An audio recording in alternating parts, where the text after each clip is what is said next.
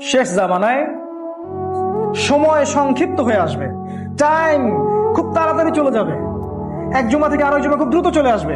তিনি বলছেন 1 বছর চলে যাবে একটা মাসের মতো, একটা মাস চলে যাবে একটা সপ্তাহের মতো, একটা সপ্তাহ চলে যাবে একটা দিনের মতো, আর একটা দিন চলে যাবে একটা ঘন্টার মতো।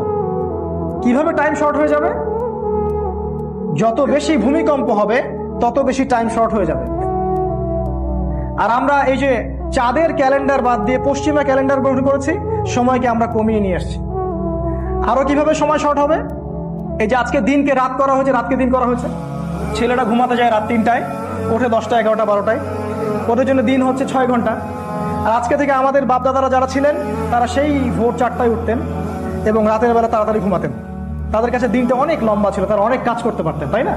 এইভাবে আমরা দিনকে শর্ট করে নিয়ে আসছি, সময় সংক্ষিপ্ত করে আমরাই নিয়ে আসছি। শেষ জামানায় বেশি বেশি মহামারী দেখা দিবে, ভূমিকম্প হবে এবং ঝড় ও জলোচ্ছ্বাস হবে। আর আমরা তো এগুলোকে ভয় পাই না, কারণ আমরা এগুলোকে ডিফেন্ড করার ক্ষমতা রাখি, তাই না?